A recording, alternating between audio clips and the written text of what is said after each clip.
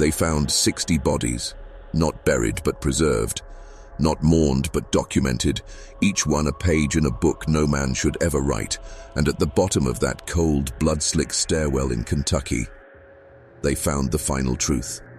Medicine was never about healing, it was about control. You were never meant to hear this story, not because it's forgotten, no, quite the opposite. It was erased, scrubbed clean from state records, buried under layers of institutional silence. And the man responsible, Dr. Cornelius Sullivan, he wasn't just a physician.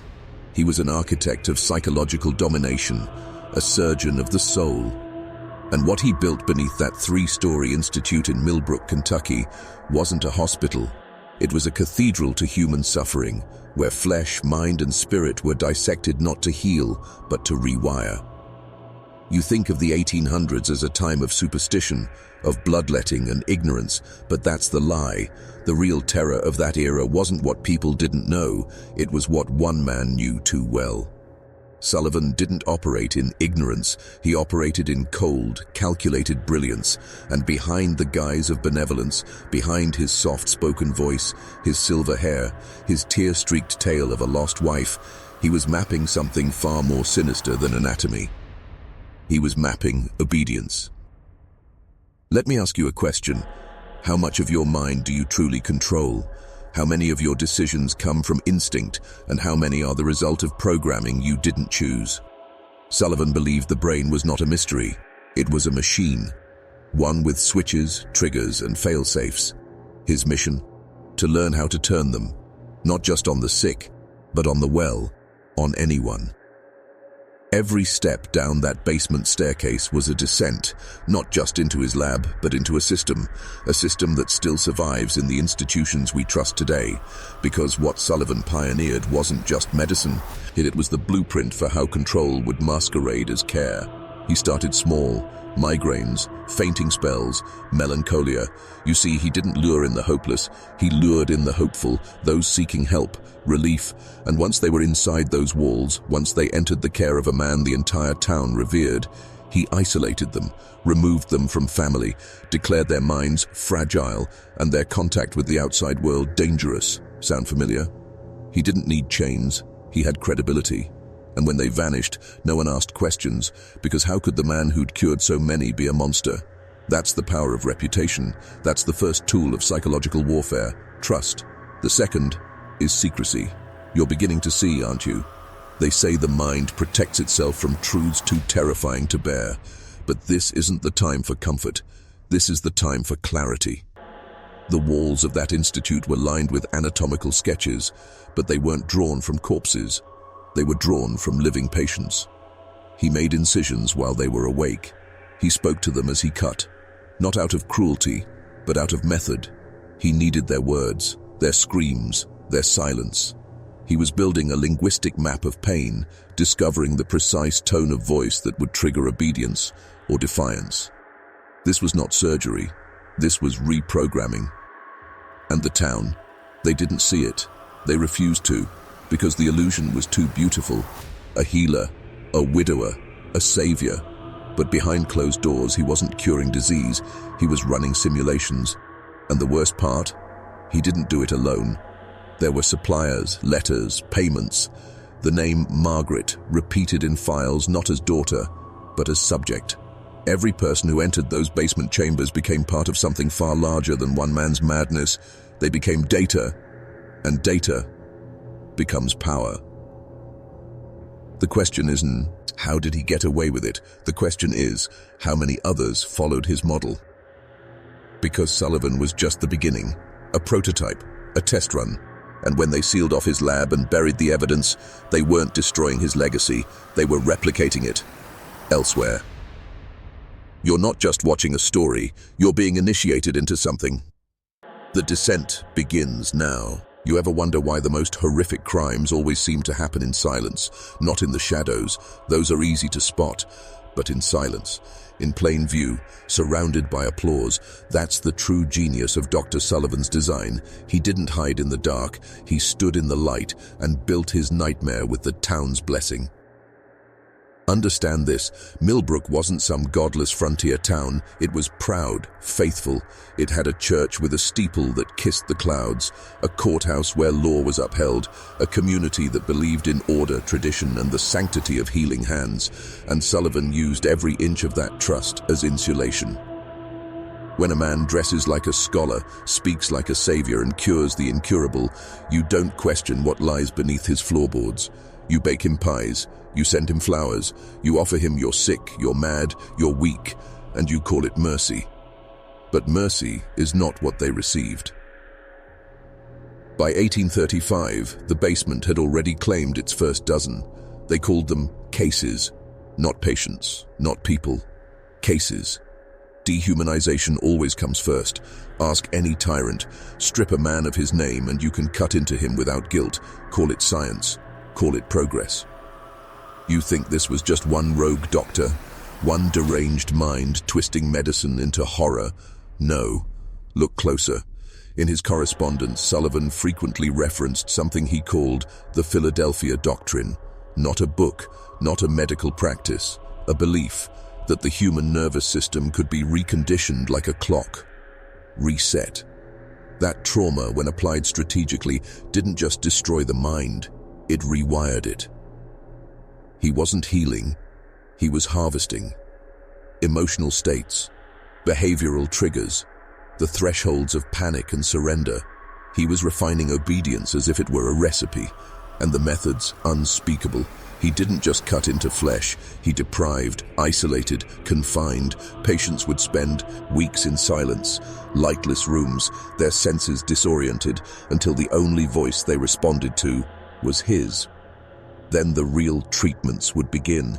Stimulation of the brain through crude electrodes, auditory commands linked to physical pain, injections designed not to cure, but to open the subconscious. Sound futuristic? It's not. It's older than you think. It's control, ancient, weaponized, clinical. By 1840, Sullivan had compiled over 300 pages of notes detailing what he called submission thresholds. How long it took a patient to lose independent thought, what tone of voice broke the strongest wills, what chemical compounds made memories blur. He tested these methods on strangers, but perfected them on someone else.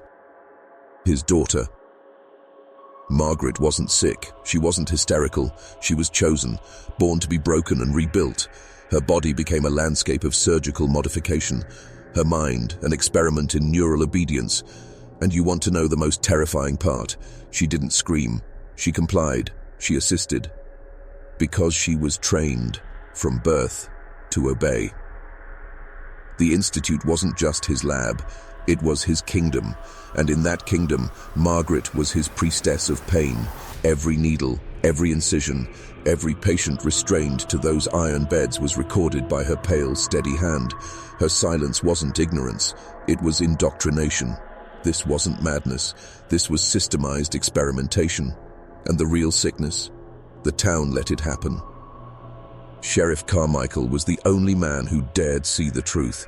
When he stared through that window and saw Robert Hriss, red-haired, limp, dissected, he crossed a threshold few men return from, the threshold between what is and what is allowed to be. And the town, they blamed him, said he drank too much, said grief clouded his judgment. They defended the doctor, called him misunderstood, progressive, ahead of his time. But that's the that's always been the game. You dress the monster in white robes, you teach him Latin, you build him an institute. And when the blood leaks through the floorboards, you call it research. Let me say this to you now, not as a storyteller, but as someone pulling back the veil. Every institution that demands your trust must first earn your suspicion. And Dr. Sullivan, he was just one node in a network far older, far darker, and far more organized than anyone in Millbrook could ever understand. The Sullivan Institute wasn't the beginning, it was the proof of concept. And once it worked, others followed. You need to understand something now. Once a system proves effective, once it delivers results that power finds useful, it is never destroyed.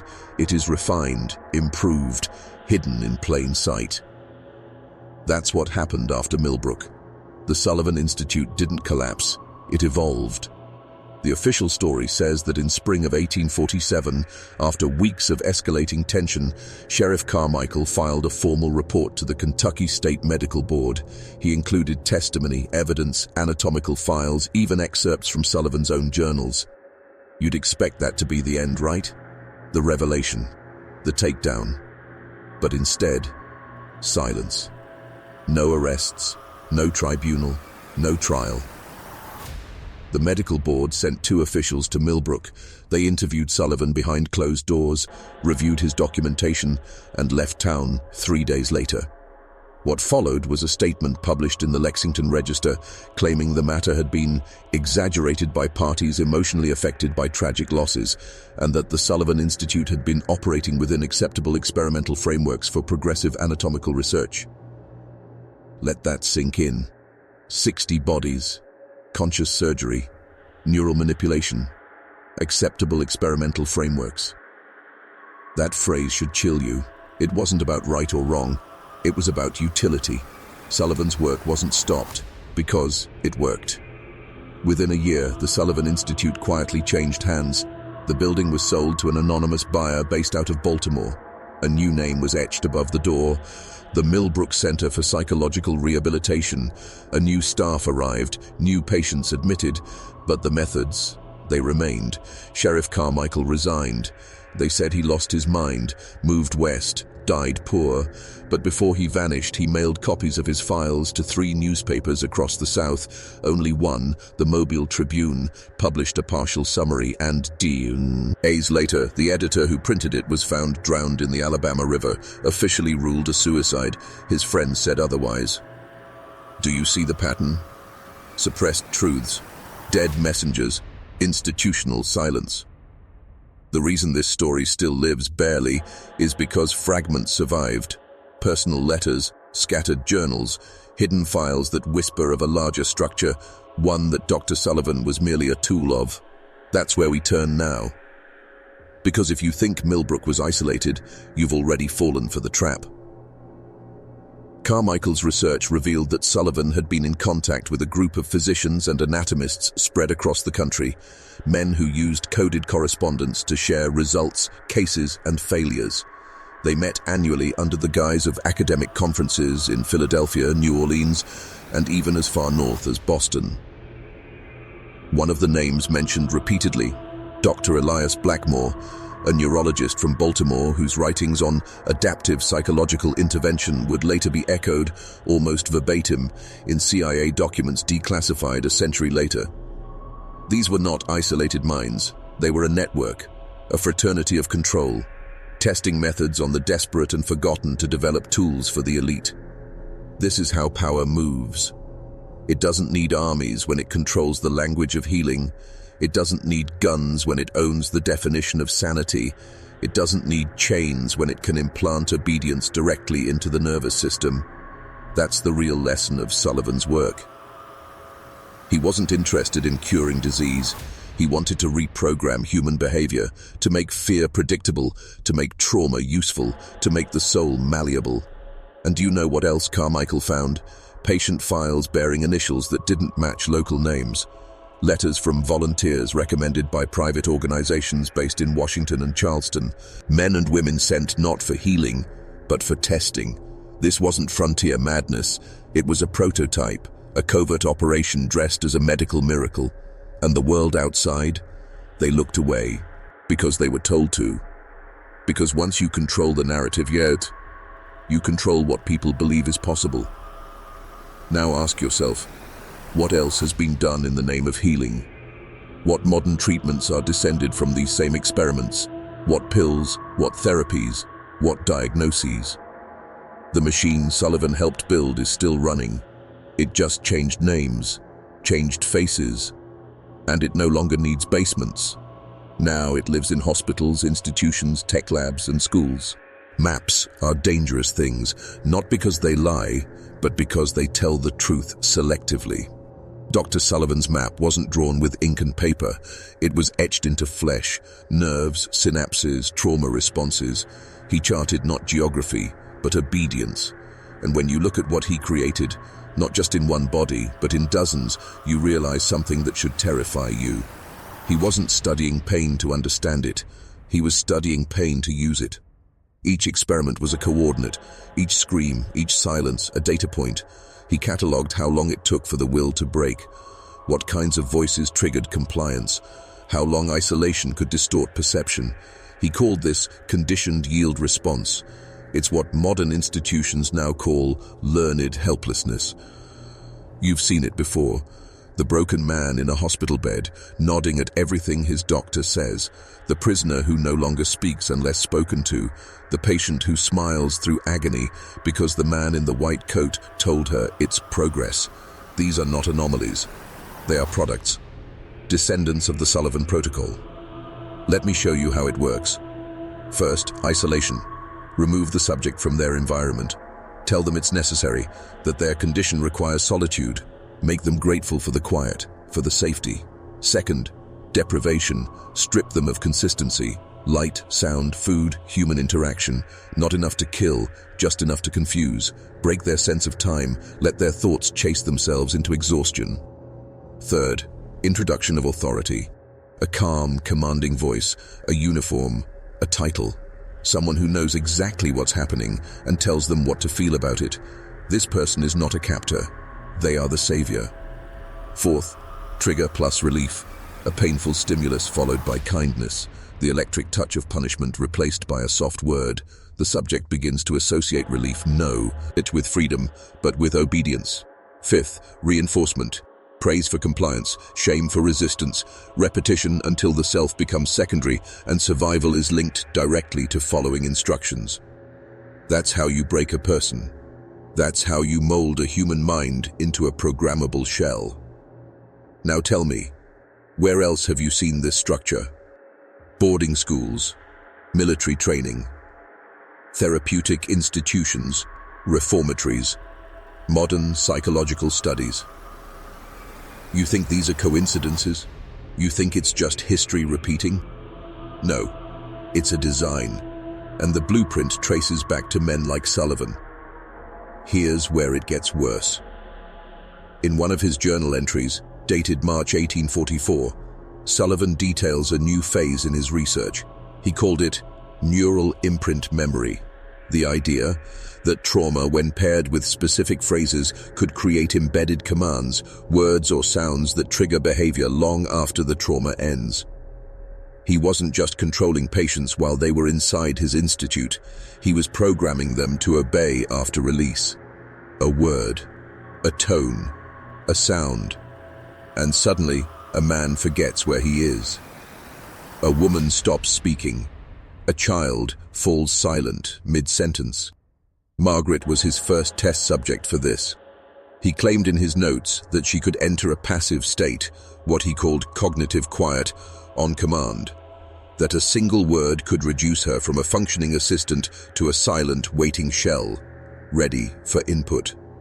Sound like science fiction? Then ask yourself why, a century later, CIA programs like MKUltra attempted exactly the same thing. Ask yourself why trauma-based conditioning reappeared under new names, why sensory recalibration and enhanced interrogation mirrored Sullivan's notes, almost line for line, because the methods worked, and power never discards a tool that works. Millbrook was not a tragedy, it was a success, a functioning trial, and once the medical board realized this, once they saw the potential, they didn't burn it down, they licensed it. Do you understand now why the records vanished, why only whispers remained? Because you were never meant to see the map. You were meant to walk it blindly. They don't need to hide the methods anymore. They've refined them, sanitized them, gave them new names. Today they wear lab coats, not leather aprons. And the patients, now they sit in classrooms, scroll through phones, take pills they can't pronounce, all while repeating the same lie. It's for my own good.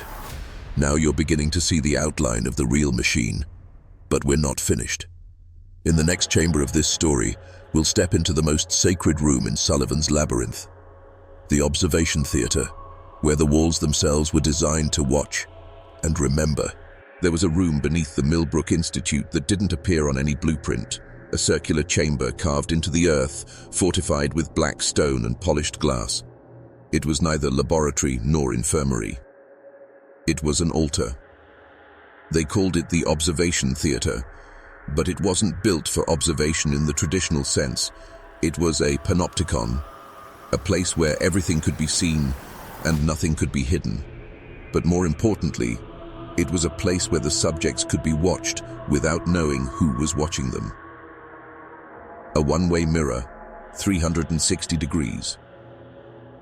At the center, a chair bolted to the floor. Surrounding it, hidden chambers, compartments, and narrow walkways laced behind the glass.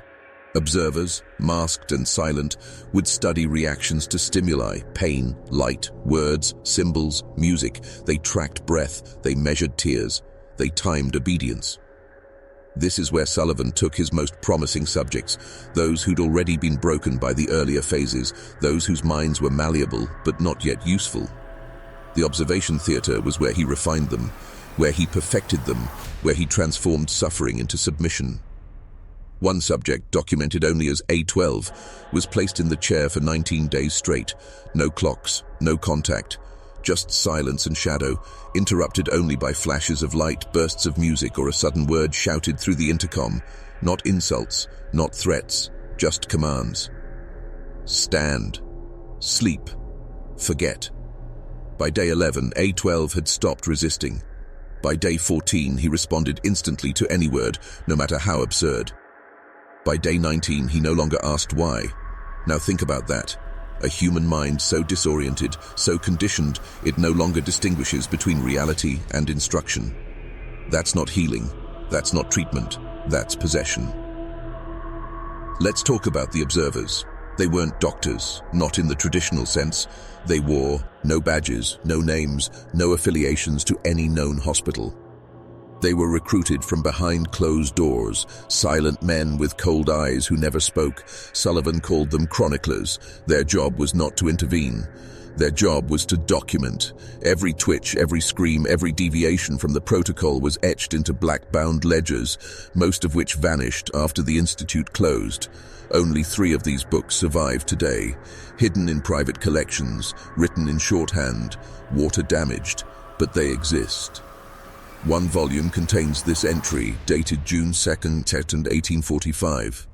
Subject A27 attempted to utter a prayer. Voice trembled, eyes wide, audible strain. Observer, 4 noted, still believes in outside protection, marked for further recalibration. Session extended by 11 hours. Subject did not pray again. Do you understand what that means? They weren't just breaking the mind, they were replacing it, erasing the soul, replacing God with the observer, replacing conscience with compliance. The observation theater wasn't just a chamber of mirrors. It was a God machine, built to strip away will and install authority in its place. And Sullivan, he wasn't just a scientist anymore. He was the high priest of a new religion, submission through surveillance. Sound familiar? Look around you today. Cameras on every corner, apps tracking your behavior, smart devices listening, always. Social systems nudging you toward acceptable behavior. Your data mined to predict, influence, and modify your decisions. What began as torture became science. What was once hidden beneath Kentucky soil now lives in your pocket. And the worst part? You volunteered for it. You begged for it. You liked, commented, agreed to the terms. You handed them the observation theater and called it convenience. This is why Millbrook was buried. Not because it was evil, but because it worked too well. The techniques had to be rebranded, made digestible, marketable, and once that happened, the men in the shadows no longer needed dark basements. They didn't need to build institutes. They just needed to build systems, and systems never die, they evolve. In the next section, we'll enter Sullivan's final chamber, the one that wasn't meant to be found, the one he built for himself. It wasn't for testing, it wasn't for healing, it was for transformation.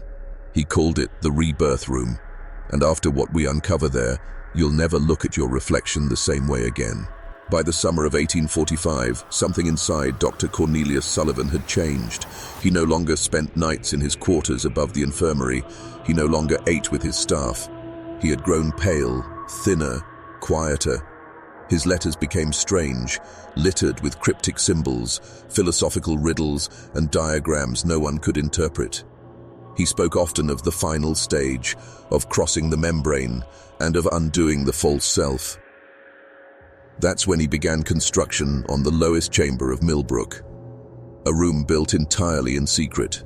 No blueprints, no permissions, not even his closest colleagues were allowed inside. It was carved beneath the observation theatre, accessible only through a locked crawl space, disguised behind a false wall in the east hallway. Sullivan called it the Rebirth Room. There are no official records of what occurred in that chamber, no diagrams, no confirmed subjects, just fragments, whispers from the journals of frightened staff, and 3 drawings recovered from the Sullivan estate after his disappearance. What we do know is this. The Rebirth Room was circular, 16 feet in diameter. The walls were lined not with stone but mirrors, each one warped, fogged, slightly misaligned. In the center, there was no operating table, no desk, no equipment. Just a shallow pit filled with dark, brackish water, never deeper than 2 feet but constantly moving, as if stirred by something beneath. Sullivan believed this room was not for physical treatment, but for metaphysical purification.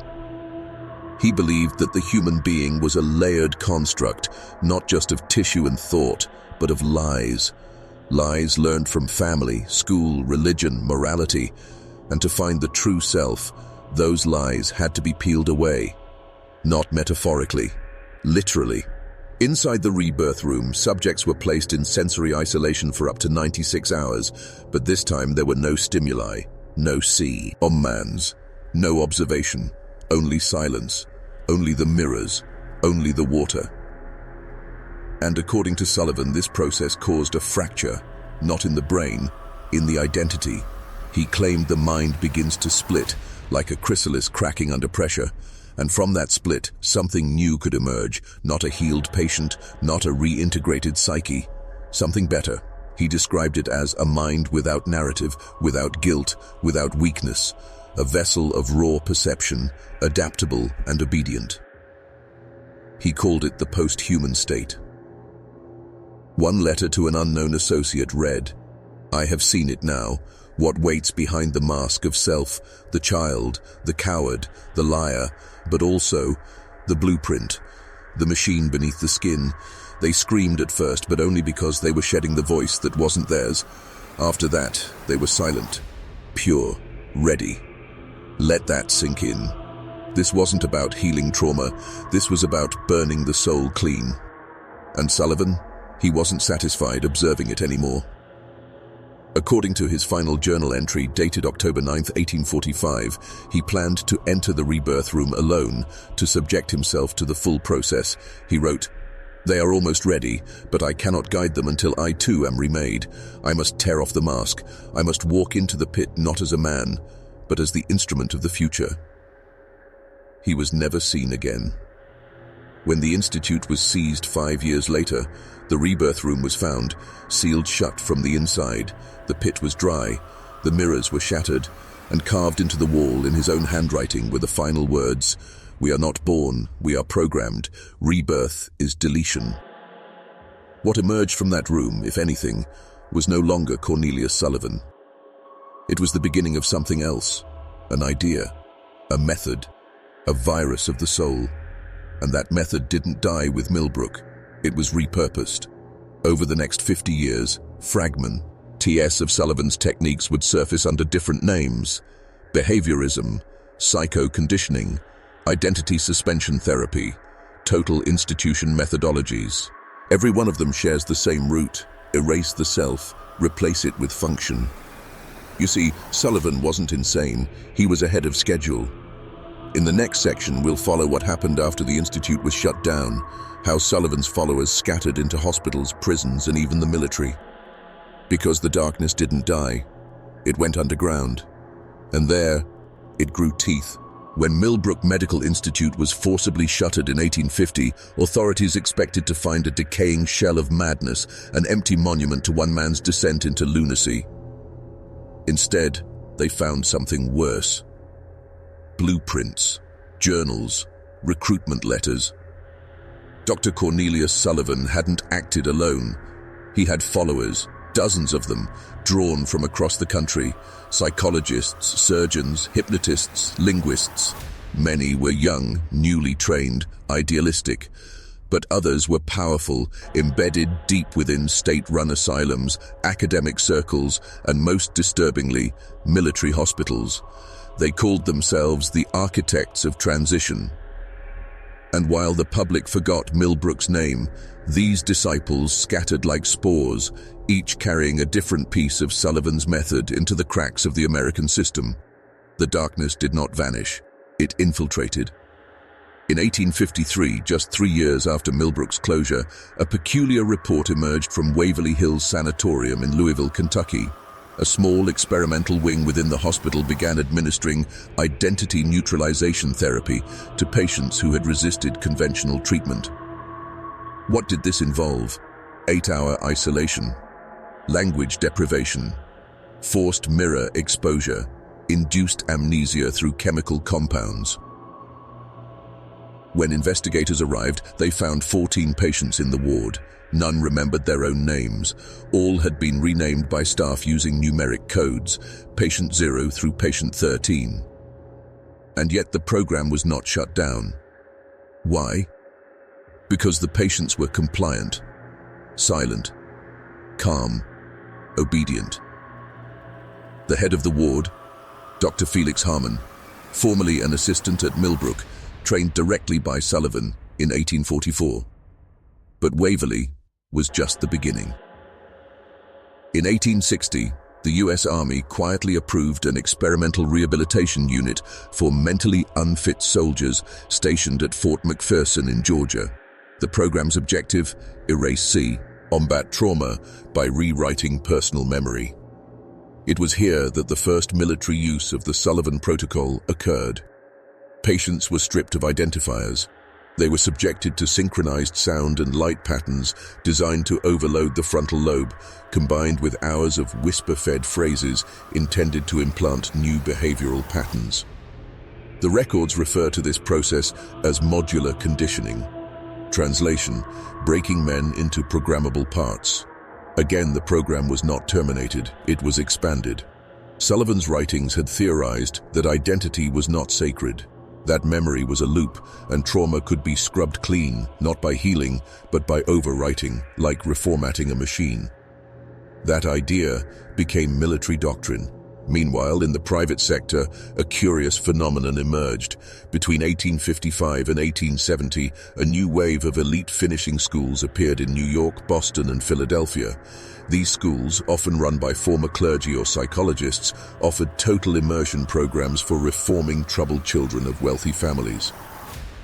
But parents who enrolled their sons and daughters received more than education.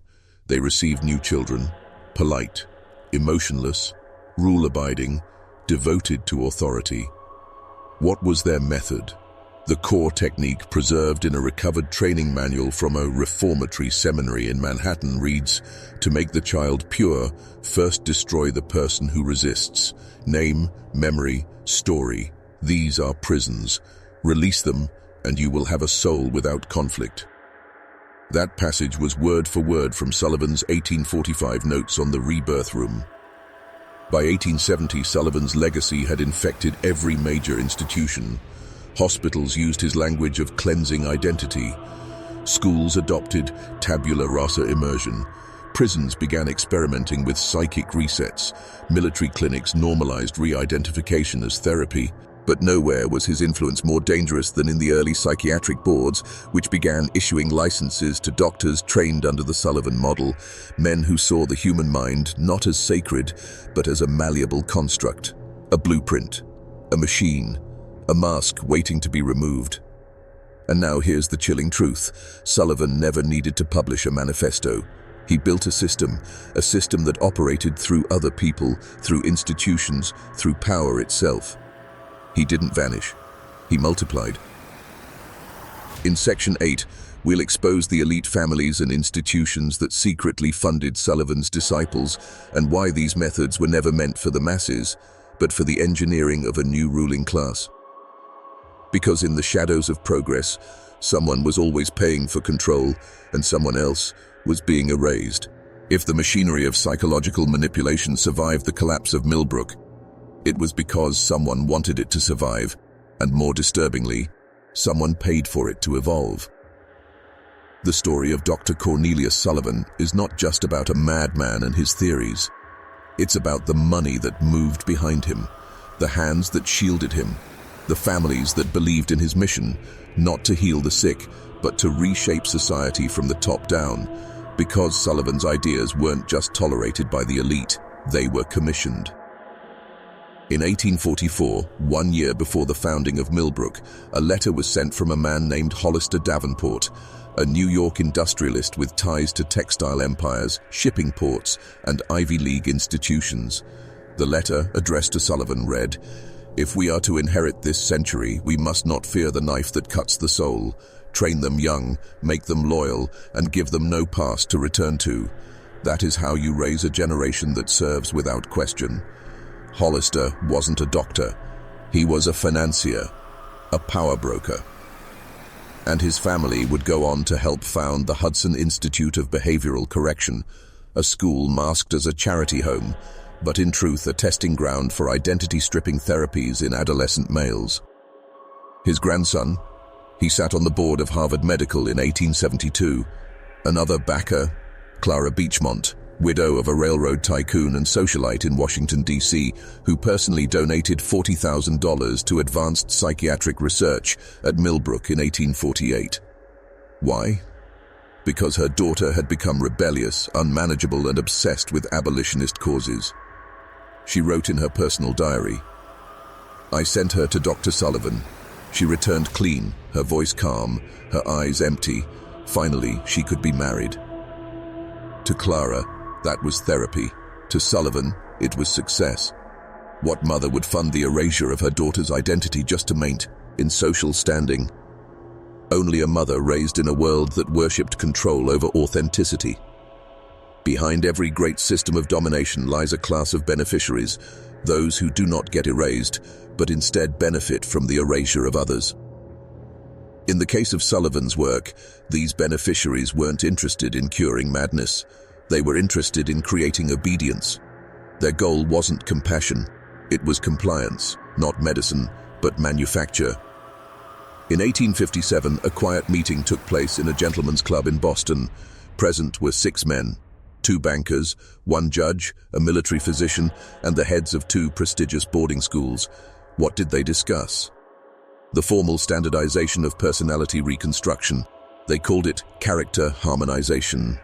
Their proposition, that the state in partnership with elite families should identify unfit children from birth, those deemed rebellious, emotionally volatile, or ideologically non-conforming, and reroute them into private correctional academies that followed Sullivan's methods.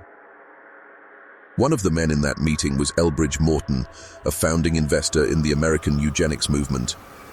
Here's the dark irony. While the public was told that Sullivan had been disgraced, his methods condemned, and his institute burned, his curriculum was quietly absorbed into elite networks, used in private schools under the guise of moral refinement, applied in psychiatric wards as obedience conditioning, repackaged in military settings as identity reintegration. But most chillingly, these methods became embedded in the philosophies of the ruling class. A ruling class that did not want thinkers, creators, or questioners, but executors, believers, silent operatives.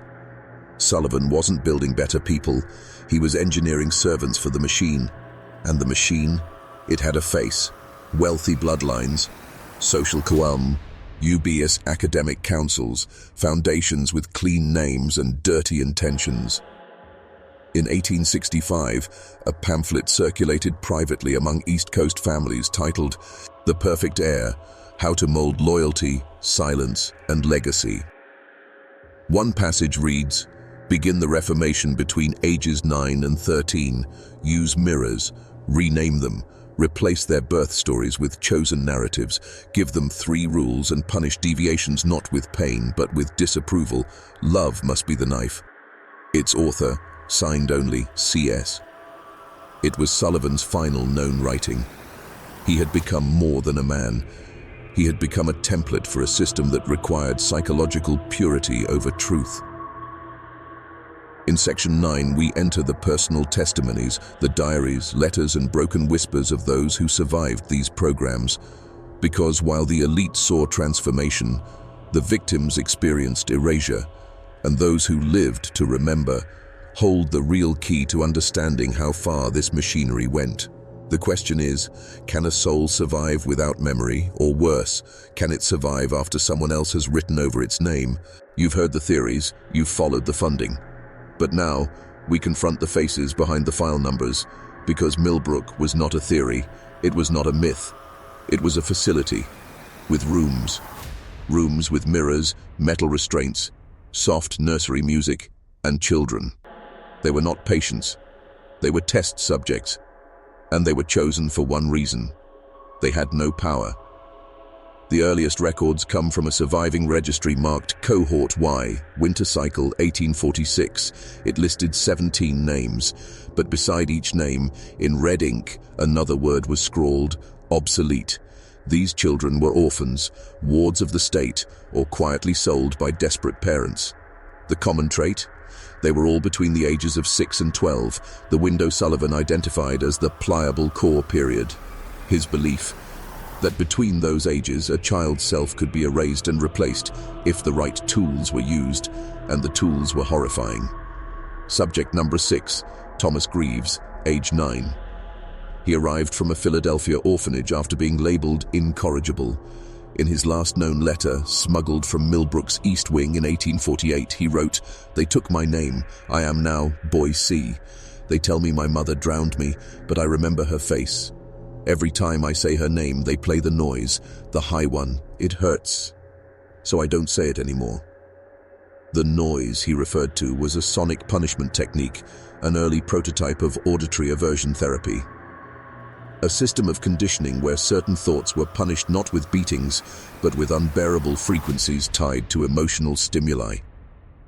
Over time, the child would learn to avoid memories, names, and thoughts out of sheer neurological distress. Subject number 12, Margaret Elwell, age 7. Taken from a religious orphanage in Baltimore. She was part of Sullivan's mirror immersion trials, locked in a white room with mirrors on all walls.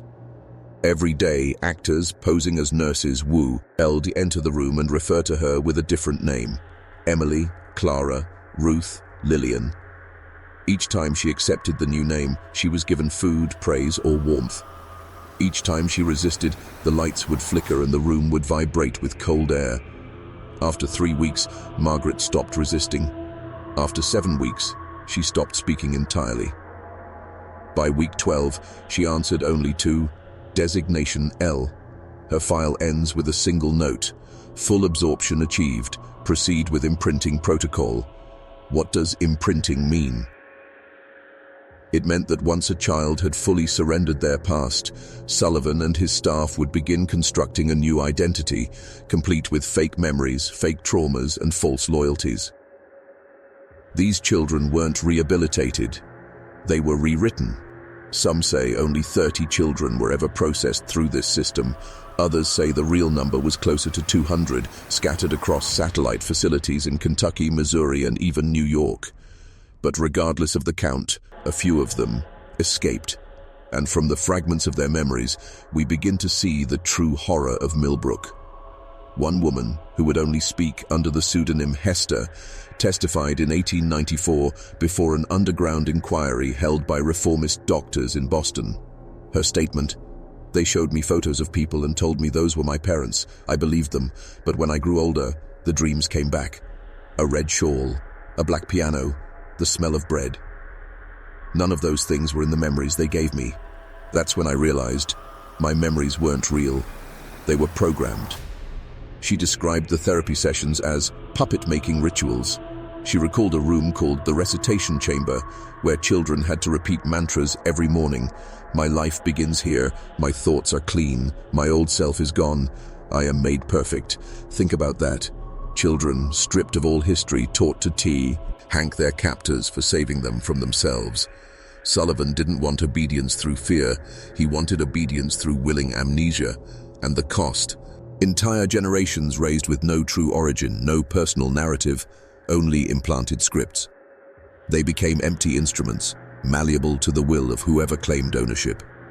And some of those children, they were later adopted by elite families, positioned into influential schools, married into wealth, used as tools. Because what better servant than one who doesn't even remember they were ever a slave?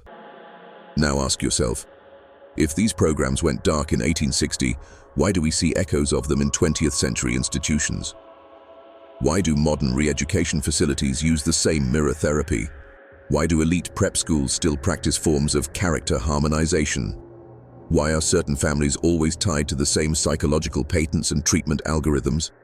Because the blueprint still exists, not as a memory, but as infrastructure. And in Section 10, we'll follow the echoes, the modern heirs of Millbrook. Where did the curriculum go? Who inherited the doctrine? And what are they using it for? Now, you think it ended. You think Millbrook was shut down, buried and erased. But systems like Millbrook don't end, they migrate. When the Institute of Medical Advancement in Kentucky was quietly dissolved in 1861, not a single staff member was arrested. No public trial, no media coverage, just a silent dispersal. And within months, those same minds, the doctors, the behavioral theorists, the identity engineers, were hired by private academies, elite medical boards, and obscure philanthropic trusts on the East Coast. The world believed the nightmare was over, but Millbrook didn't die. It cloaked itself in a new skin. In 1863, a new school opened in upstate New York. It was called the Briarstone Academy for Advanced Development. Funded by a little-known trust titled the Blackcroft Bequest, the school was advertised as a sanctuary for exceptionally gifted or exceptionally troubled children. Sound familiar? Among its staff was Dr. Everett Vale, Sullivan's former apprentice. He taught a course named Narrative Conformity and Social Adaptability. In truth, it was an evolution of the Millbrook indoctrination curriculum, using reward-based memory disruption, controlled group identity formation, and the permission reinforcement model. And what was the goal? To produce young men and women who could lead or obey on command, depending on what their sponsors required. By the 1880s, similar institutions had popped up across the country, but not all were schools. Some were clinics, disguised as centers for juvenile correction. Others were training camps operated by elite fraternal orders. Some were tucked inside churches, orphanages, or even rural hospitals. They all shared the same secret. They followed the doctrine of Sullivan. It was never published, never registered. It passed hand to hand like a cursed manuscript between doctors, judges, military men, and clergy. And the doctrine taught three central truths. Memory is malleable. Identity is programmable. The future belongs to those who can erase the past. You want proof? Look at the children enrolled at Grantham College between 1882 and 1888. 30% were former orphans. All were tested for behavioral pliability. Within 2 years, every one of them had changed names, hometowns, and even birthdays. Why? Because they were assets, not students. They graduated into government, banking, psychology, and intelligence. They were groomed not to ask who they were, but to become whoever they were told to be, a generation of controlled vessels. Then came the Larchwood Institute in Connecticut, 1889. It boasted the nation's most advanced character enhancement program. Behind the curtain, a modified version of the imprinting protocol, and it was funded in part by industrial barons, including the Chamberlain family, the Rothswood Trust, and a shadow entity named the Solomon Circle. Who were they training? Not just orphans this time, but the sons and daughters of the elite. Because the doctrine had evolved again. It was no longer just about control of the underclass. It was about creating total loyalty within the upper class. Why risk your empire to rebellious heirs when you could engineer obedient successors? You see, Millbrook was just the beginning. Its greatest success wasn't in memory erasure, it was in institutional replication. The curriculum became a living organism, mutating, adapting, hiding inside new shells. A finishing school here, a philanthropic boys' camp there, a therapeutic wilderness retreat funded by silent endowments, all of them tracing lineage back to 1845, to the man who taught the world how to wipe a mind clean and refill it with obedience. You might ask, where is this curriculum today? It's not in a textbook. It's not in a university. It's in the techniques. Character realignment, trauma inversion therapy, group identity harmonization, compliance resilience training, all modern terms for the same ancient nightmare. These techniques are now embedded in elite prep schools, private corporate leadership retreats, and covert government behavior programs. They don't carry Sullivan's name. They don't need to. His ideas became doctrine, and the doctrine became doctrine without a name, hidden behind branding, bureaucracy, and benevolence. In Section 11, we descend deeper. Because the institutions weren't the final phase, they were breeding grounds. In the next section, we explore the patrician families, those who received the programmed children, those who kept the secrets, and those who began to experiment on their own bloodlines. When the puppet masters became the puppets, and the doctrine evolved into dynasty, let me ask you a question. If you spent decades and fortunes creating the perfect subject, obedient, loyal, programmable, why would you ever stop? You wouldn't, because power never stops to question morality. It simply evolves. By 1890, the Sullivan Doctrine was no longer limited to orphans, misfits, or state wards. It had moved into legacy families, not just to train outsiders, but to reprogram their own children. This was the final mutation of the experiment. Not control from the outside in, but breeding and sculpting from the inside out. In 1892, a private symposium was held on the outskirts of Boston, hosted by Elliot Chamberlain, heir to one of the largest cotton dynasties in Tennessee. But this was no social gathering. Attendees included former Larchwood administrators, military behavioral officers, a French neurologist who had worked with Charcot, and a man listed only as R.W. Blackthorne. What was discussed? Multi-generational identity encoding. The idea that by intervening early as birth, one could create not just a single obedient generation, but an entire dynasty of controlled minds. Children born into wealth and influence would undergo silent conditioning, masked as etiquette, discipline, or tradition, until their loyalty wasn't just psychological, it was biological. The Chamberlain family became a prototype. Their youngest sons were raised under total sensory isolation for their first 2 years. No maternal contact, no exposure to the outside world. At age 3, they were introduced to mirrored dialogue training, a technique where the child only heard their voice echoed back by their instructor until they no longer trusted their own inner monologue unless it was confirmed. By age 6, they were taught ritualized obedience, tasks performed for invisible reasons, rewards never explained, punishments never questioned. By 10, these children could deliver public speeches, read 4 languages, and sit for 12 hours in silence. But they had no memory of early life, no personal attachment outside the family structure, and no concept of self without supervision. They were perfect. Other families followed. The Rensmores of Rhode Island, who sent their sons to training camps disguised as mountain retreats, where food, affection, and names were earned through silent compliance drills. The Colberts of Louisiana, who introduced auditory isolation techniques, removing music, song, or spontaneous conversation from their homes, replacing it with coded tones and rhythmic commands. The Vandlers of Chicago, who funded what was known as the Echo Project, a series of tone resonance studies designed to teach infants to respond to specific frequencies with emotional triggers. In each case, the goal was the same: control the air, control the legacy, control the future. But it didn't stop with training. By the early 1900s, these families weren't just using the doctrine, they were modifying it. blending in early hypnosis, injecting pharmacological enhancements, small doses of ergot, laudanum, or atropine in children's tonics. Introducing symbolic trauma, staged events meant to trigger obedience by associating fear with disobedience. Some would place a child's favorite pet in a locked room, say a code would save it, and then withhold the code unless a ritual task was completed. If the child succeeded, they believed they were powerful. If they failed, they were reminded that disobedience leads to death, even if that death was staged. These weren't punishments, they were installations, psychic software burned into the child's foundation. Why would these elites do this to their own blood? Because trust in the world of power is a liability. Control is security. By creating sons and daughters who could own the sounds, I succeed under family command. They guaranteed dynastic loyalty, generation after generation.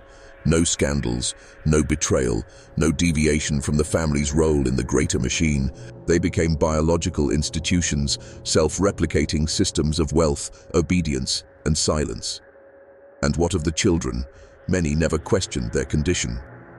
How could they? They didn't know any other reality. Their minds weren't their own. And here's the twist most people miss. Some of these children didn't become heirs. They became handlers. They were so successfully conditioned that they were then used to train others. They carried the doctrine, modified it, and enforced it in corporations, churches, hospitals, schools. Living instruments of generational control. Some became university deans, some military strategists, some even entered politics.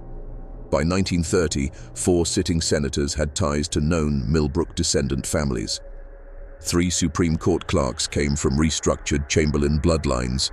You don't notice it, because they dress like everyone else, speak like everyone else. But their minds were engineered, not born. The moment the doctrine left the families and entered the state, the game changed forever. By 1935, America wasn't just struggling with economic depression, it was also battling ideological war. Communism, fascism, anarchism. Every rising threat had one thing in common: they all started in the minds of men. And so, a quiet doctrine emerged deep within the government, whispered between select military scientists and psychological advisors: control the mind, and you don't need to control the streets. This philosophy birthed an unofficial bureau under the Department of War, codenamed Behavioral Strategy Committee B-47, later known in classified circles as Project Hyacinth. Its origins are murky, but its foundation was not. The committee recruited descendants of the very same bloodlines trained by the Sullivan Doctrine, former Chamberlain sons, Blackthorne protégés, a Colbert daughter listed as Civilian Consultant number 309. These were not just advisors, they were blueprints. Their job was to scale what had worked on the elite and apply it to the nation. Project Hyacinth was not public. It operated under the guise of wartime psychological warfare research. But its internal mission was far more sinister: re-engineer the American citizen into a programmable unit of labor, loyalty, and silence. They believed freedom was unsustainable, that liberty bred unpredictability, that if America was to lead the world, its population would need to be softened, patterned, and ultimately programmed. The project's early tests began at Camp Ashby, a re-education site disguised as a veteran recovery facility in rural Virginia. Men who returned from war with PTSD, delusions, or insubordination were sent to heal, but what happened behind the locked compound was closer to a continuation of the Larchwood experiments. Subjects were isolated, dosed with sedatives, and subjected to echoprogramming. For hours each day, they were forced to repeat statements such as, "I exist to serve," "My thoughts are not real," "Obedience is peace." These weren't affirmations, they were injections, verbal viruses repeated until they bypassed cognition and became instinct. Survivors, those few who ever left, reported memory blackouts, emotion detachment, and a new compulsion to follow orders without question. One man, Thomas Wexler, told his wife, "I don't feel fear anymore. I don't feel anything unless I'm told to." His suicide 2 weeks later was labeled a psychotic relapse, but his body bore the scars of restraint. His journals, later leaked, contained dozens of pages filled with only one phrase: "Thought is treason." Hyacinth didn't stop there. In 1943, they launched Operation Leyline, a mass pilot program tested in state orphanages, disguised as behavioral normalization therapy. Hundreds of children across 5 states were funneled into early conditioning regimens, food deprivation, sensory distortion, and reward systems based on silent compliance. If a child cried, they were ignored. If a child obeyed, they were given points, which could later be exchanged for touch, light, or music. Within months, children stopped speaking altogether. They sat in lines, they smiled on command, and worst of all, they forgot how to play. Joy had been surgically removed. The success of Leyline led to the expansion of Project Hyacinth into the education system. By 1950, a dozen public school curricula had been subtly rewritten using the same tenets: repetition, emotional dulling, obedience reinforcement, fear of punishment without clear cause. The goal wasn't to educate, it was to create citizens without edges, individuals who wouldn't ask why, but instead asked, "How do I fit in?" What the government had learned from the Sullivan Doctrine wasn't just how to break people, it was how to remold them so thoroughly that they never even realized they'd been broken. The genius of Hyacinth was in its invisibility. It never required whips or chains, just routines, used repetition, just an invisible script whispered beneath the surface of daily life. And while America waved its flags, its inner machinery was evolving into something colder, quieter, and more obedient. The families had built tools. The government built factories that produced citizens who would work, vote, obey, and die without ever realizing the mind they lived in was never theirs to begin with. By the time Project Hyacinth had successfully rewritten school systems and institutionalized obedience in children, they hit a wall, a silent, uncontrollable force they couldn't reach with scripts or sedatives, the dream state. Sleep was a frontier, a place where the conscious mind released its grip and the subconscious could roam freely, and that terrified the architects of control, because in sleep, the human soul remembered, it resisted. So, in 1952, Hyacinth launched its most ambitious and horrifying sub-project, the Florida Sleep Studies. On the surface, it appeared harmless, a government-funded wellness experiment targeting night terror treatment in youth. The facility was built outside of Ocala, Florida, buried beneath an abandoned citrus plant.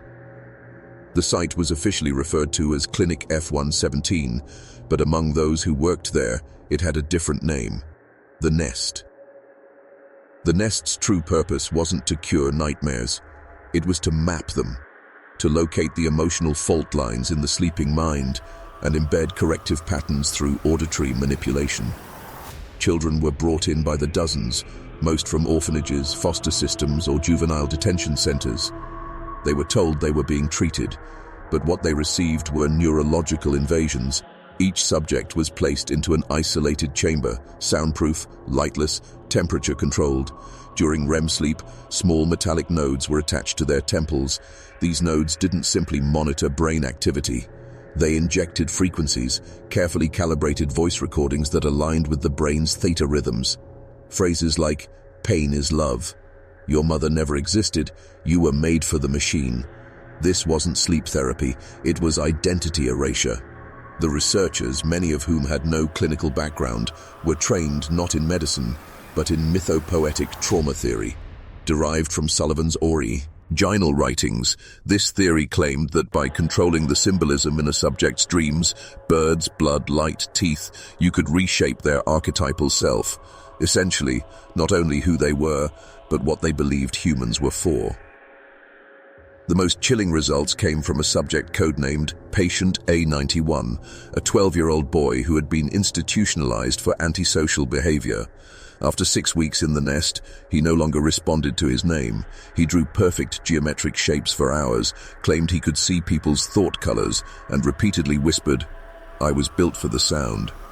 When questioned by a military psychologist, the boy smiled and said, "I dreamed I died and someone else climbed into my skin." From 1952 to 1959, over 340 children passed through the nest. Only 12 were officially released. Most vanished, records were shredded. One internal memo, leaked years later, stated, "Dream space has proven more elastic than anticipated. Subjects no longer require conscious input to obey. They dream themselves into submission." But the Florida sleep studies were only the beginning. By 1960, the data had been weaponized. The military rebranded it as the Bayonet Program, using similar dream invasion techniques on captured enemies and suspected traitors.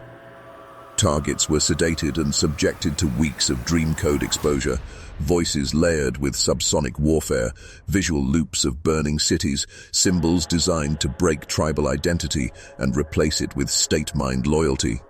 The idea was radical. No more torture chambers. Just dream warfare, quiet, invisible, permanent. One bayonet victim, a Soviet defector, was interviewed after escaping. He wept during the interview, begging to be killed. He said, "They put a city in my head, a city that screams when I try to leave." This was no longer science. This was ritual, a psycho-spiritual war waged in silence, with no witnesses, no resistance, and no escape. The doctrine of Dr. Sullivan had evolved, no longer confined to basements or isolated institutes. It had become institutional knowledge. There was a part of the institute that even the bravest among the staff refused to enter alone, a massive circular chamber deep beneath the west wing, referred to only as the anatomical vault. Few knew how to reach it without Sullivan's guidance, for its entrance was concealed behind a row of false shelving in a storage corridor. The lock was unlike any other in the building, crafted by a watchmaker in Lexington, with gears that ticked as though the door itself was alive, measuring time for something far more sinister than hours and minutes. The air that escaped when the vault opened was heavy with the scent of formaldehyde and iron, as if the very walls had absorbed decades of blood and chemical decay. Inside, the light from the lanterns seemed to bend unnaturally, unable to touch the deepest corners, where shadows lingered with a presence that felt sentient. Lining the walls were hundreds of glass containers, each holding specimens that defied explanation, organs preserved in pale amber fluid, severed limbs with skin still strangely supple, and small, malformed creatures that bore features disturbingly close to human. The centerpiece of the vault, however, was not a jar or a cadaver. It was a colossal steel table bolted to the floor, its surface carved with symbols older than the English language. Sullivan claimed these markings were purely anatomical diagrams from an obscure French medical text, but the designs resembled no known anatomy chart. They looked more like ritual sigils than anything to do with medicine. He worked here at hours when the rest of the building slept, often emerging with ink-stained fingers and a distant look in his eyes, as if he had glimpsed something in the vault that no one else was meant to see. Sometimes faint metallic scraping could be heard from behind the sealed door, as though something was trying to get out. The patients who had been brought into the vault for special procedures were never seen again. When questioned about them, Sullivan would simply reply that the bodies had been appropriately handled, and then change the subject with such intensity that no one dared press further. Rumors among the orderlies spoke of experiments involving reactivation, a process by which Sullivan attempted to reawaken the nervous systems of the dead, forcing the body to twitch, shudder, and, in rare and horrifying moments, draw a single, gasping breath. Those who claimed to have witnessed it described movements too deliberate to be mere reflex, as though the dead were fighting to return, but only halfway. These partial awakenings, it was said, ended in violence. The corpses would convulse, sometimes flinging surgical instruments across the room, before collapsing into lifelessness again. What unnerved the witnesses most was the look in Sullivan's eyes during these moments, not the cold detachment of a scientist, but the fevered focus of a man chasing a promise whispered to him from somewhere far beyond human understanding. In the vault, medicine and madness were indistinguishable, and each visit into that sealed chamber seemed to draw Sullivan further from the world of the living. By the winter of 1852, the Medical Institute of Horror had descended into a place where the human body was no longer seen as a vessel of life, but as a mechanism to be manipulated, dismantled, and rebuilt, whether the subject was alive or not. Dr. Cornelius Sullivan, now a man almost unrecognizable from the charming, charismatic surgeon who first opened the doors, had begun a series of procedures that crossed into the unthinkable. These were not surgeries to heal, nor even to experiment for the sake of progress. They were acts of power, ritualistic dissections performed with a precision that spoke of both scientific obsession and a hunger for control over the most sacred boundary of all, death itself. The witnesses, those who later dared to speak, often from shadowy corners, described nights when the operating theatre was lit, not with the usual glow of oil lamps, but with an unnatural illumination, as though the very air burned with tension. On the slab would lie a subject who had died hours earlier, or so it appeared. But Dr. Sullivan believed and whispered to his closest students that death was merely a threshold, a door that could be kicked open if one had the right tools, the right knowledge, and the resolve to ignore what others called morality. In one notorious case, known in whispers as the Hollow Man, a local criminal's body was brought in after an execution. Sullivan ordered that the blood be replaced with a strange, dark solution he had been perfecting for months. The liquid, warm and thick, carried an odor of iron and herbs, and his notes, later recovered in fragments, claimed it could reignite the nervous engine. As the minutes passed, the corpse's fingers twitched, eyelids fluttered. For one haunting moment, several present swore they saw the chest rise, but instead of gasps of life, there was only a deep, choking rattle, and the man's mouth opened as if to scream, but no sound came. Sullivan did not stop there. He repeated variations of this process again and again, sometimes using animals, sometimes the bodies of the poor and forgotten. His aim was not merely revival. He wanted control, a way to bend the dead into servants of his will. Each failure only sharpened his resolve. Those assisting him grew pale and gaunt, as if the weight of what they had witnessed was eating away at them from the inside. Some vanished entirely, their absence never explained. Rumors began to spread beyond the institute. Locals claimed to see figures moving through the surrounding woods at night, figures that walked stiffly, unnaturally, as if their limbs were being pulled by invisible strings. Some said they recognized faces of people who had been buried days before. Whether these were hallucinations born of fear or the product of Sullivan's experiments, no one could say for certain. But the stories multiplied, and with them, the sense that the town itself was being drawn into a waking nightmare. Sullivan, however, seemed untouchable. He had the backing of wealthy patrons fascinated by his theories, and the fear he inspired kept most silent.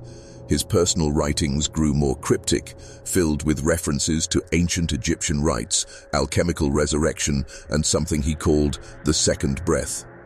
In his mind, he was not desecrating the dead. He was conquering the final frontier of human limitation. He believed the day was near when he would stand at the edge of that abyss and pull someone back entirely, body and soul intact. The question was no longer whether Dr. Cornelius Sullivan could achieve his goal. It was whether the world was ready for what would crawl back across that line. There is a moment in every descent into darkness where the path ahead is no longer hidden, it is simply ignored. By the winter of 1848, Dr. Cornelius Sullivan had crossed so many thresholds that even the most unthinkable acts were now merely necessary procedures. The Institute, though outwardly a house of healing, had become a vault for unspeakable bargains. This was when the whispers of his alliances began to emerge, not with men, but with powers men were not meant to approach. It began with a patient who was not a patient at all, but a messenger. His name was never recorded in the Institute's ledgers, and the nurses recalled only his eyes, unblinking black pools that seemed to drink in the light. He came with a sealed package, bound in twine, and a warning: "This is the price for what you seek, but it will not be paid in coin." Inside was a stack of aged vellum, brittle and yellowed, covered in diagrams of the human form, unlike anything in medical literature.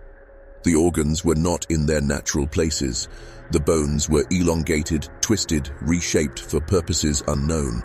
At the bottom of each page was a single phrase in a language no one could translate, except somehow Sullivan.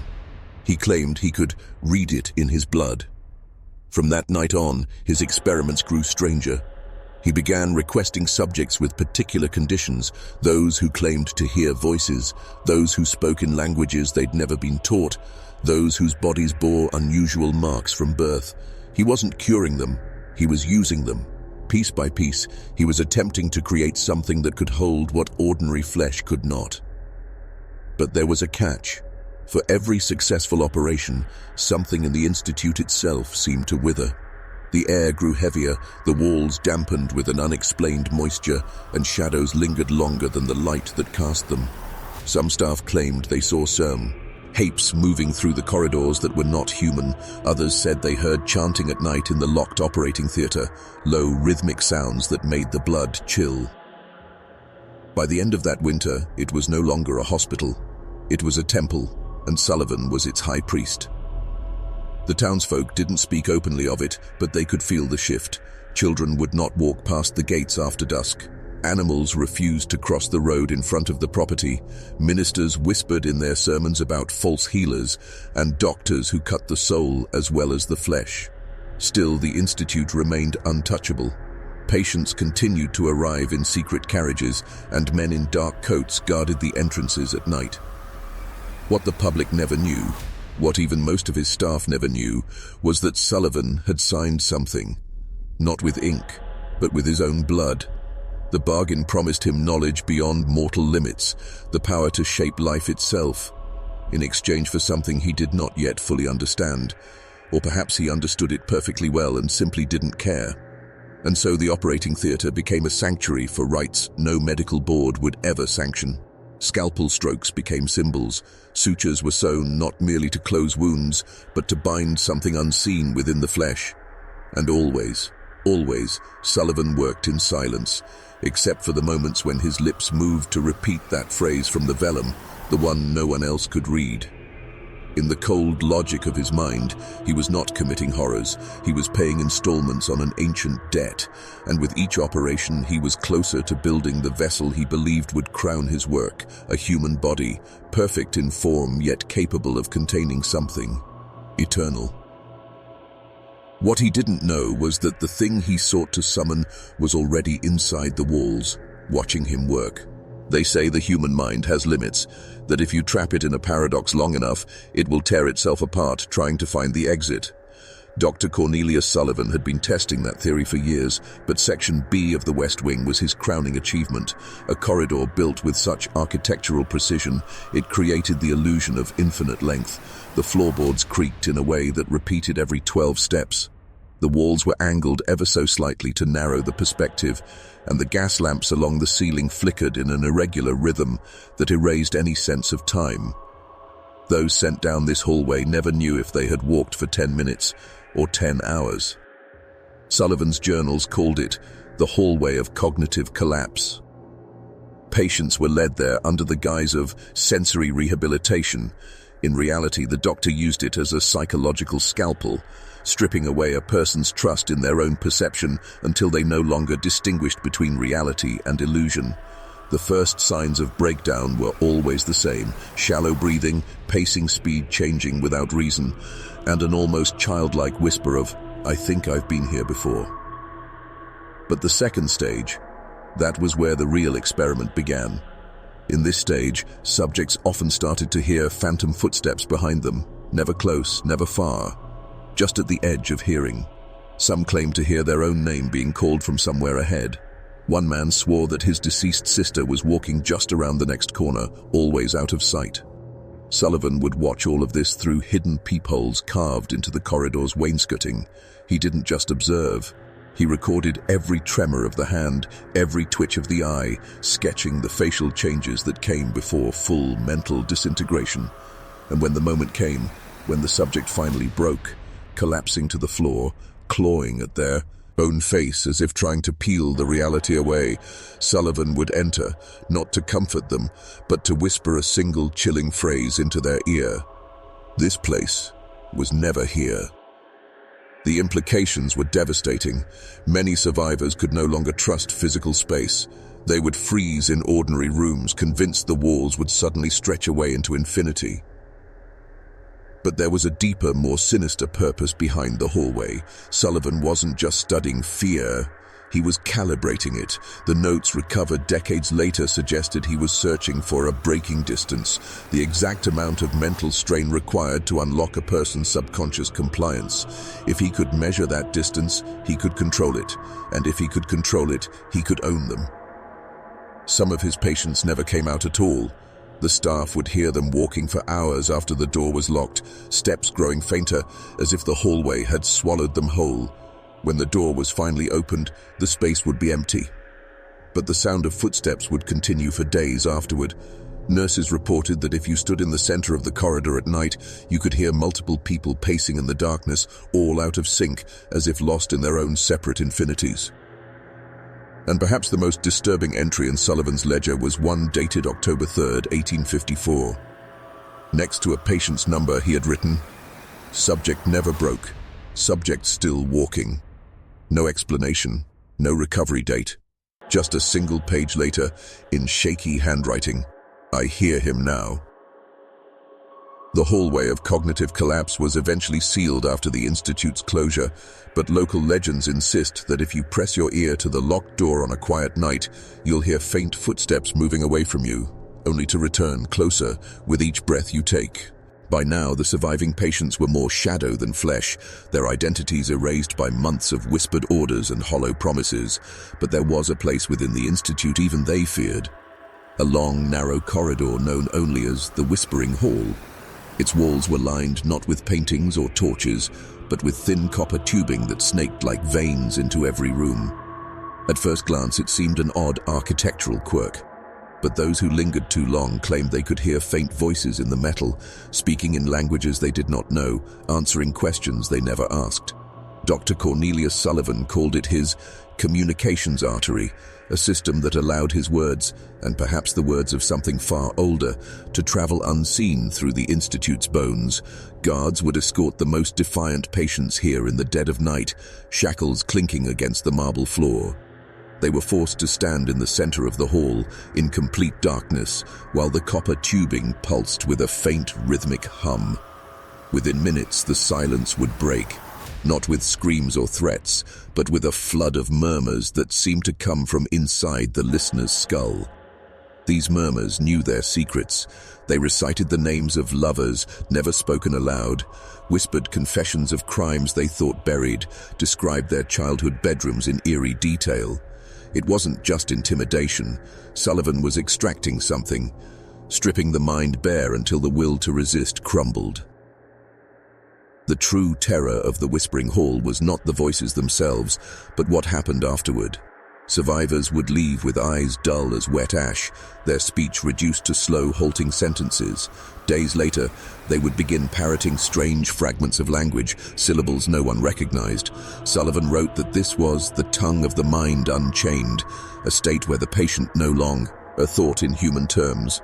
Some of his colleagues believed he was inducing a form of controlled madness.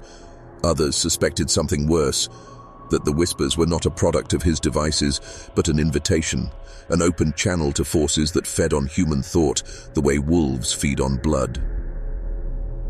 Not every session ended cleanly.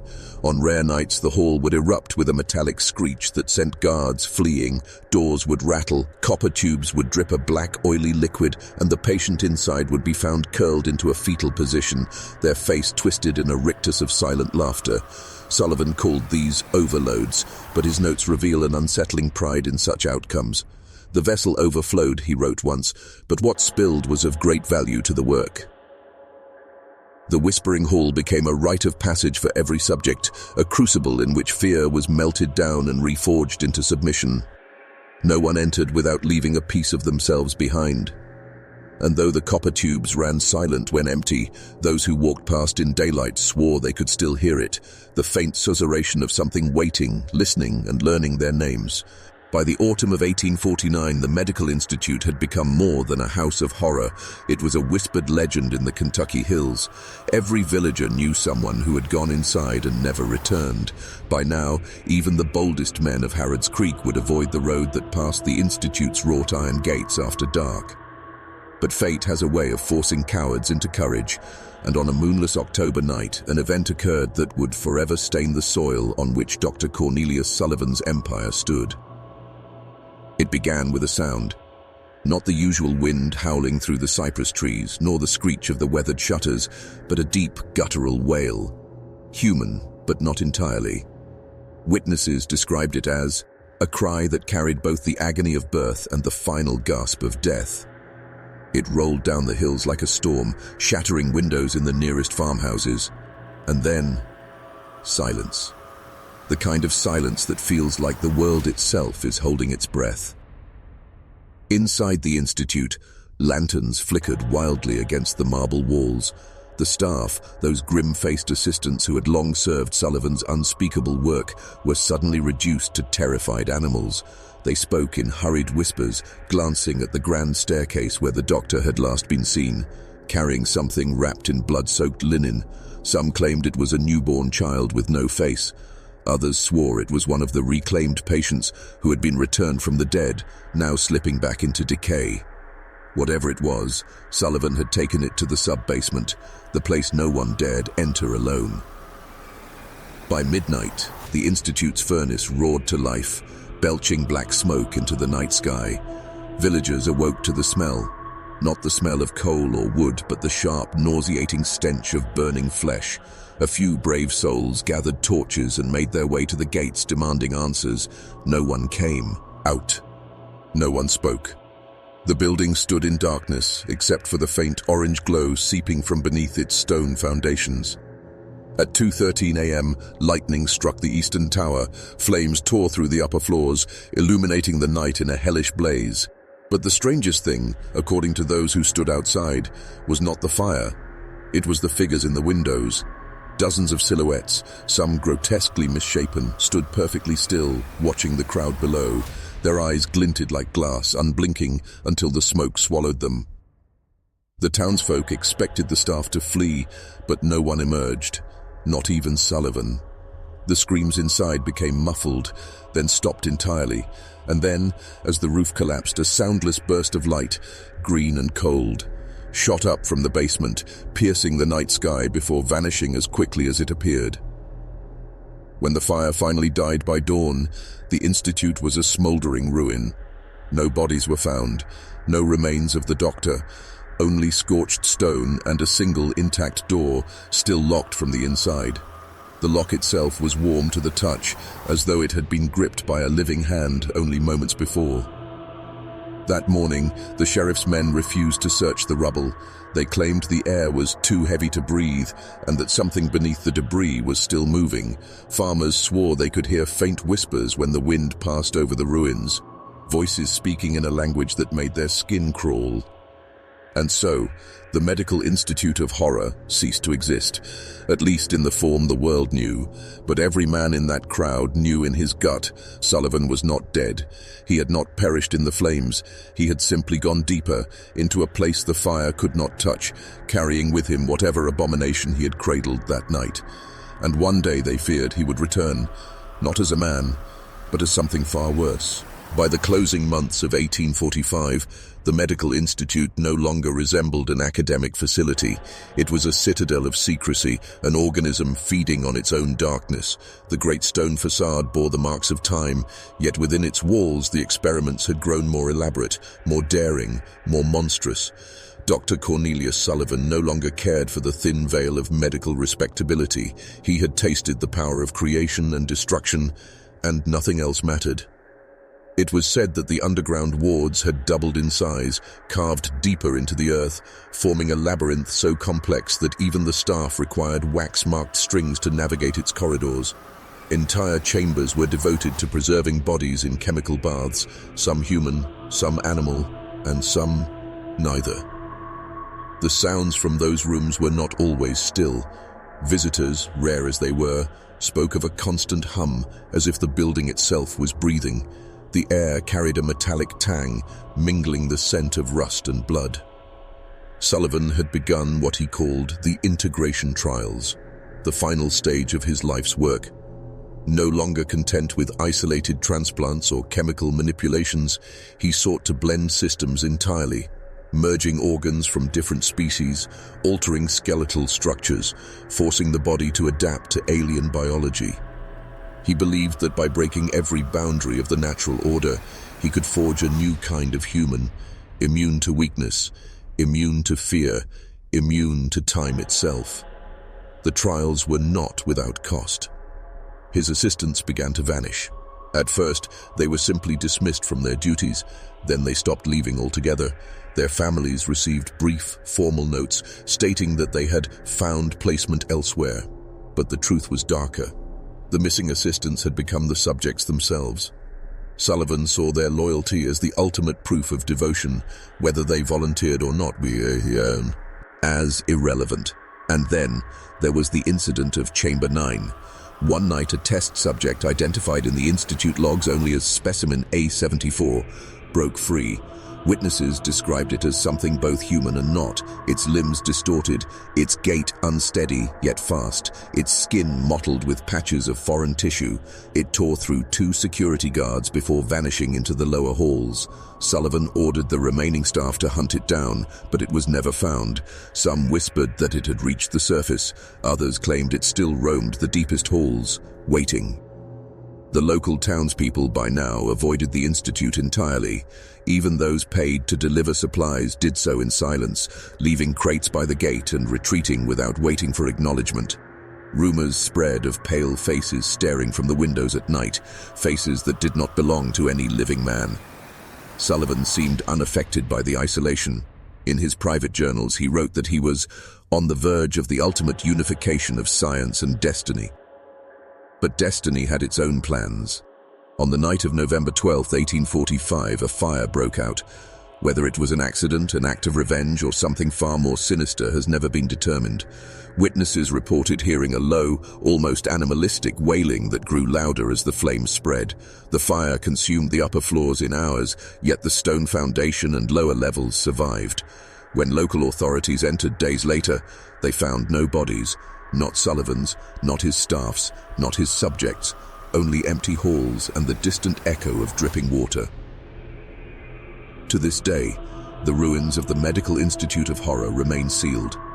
The land is marked as unstable, the official reason given to discourage trespassers.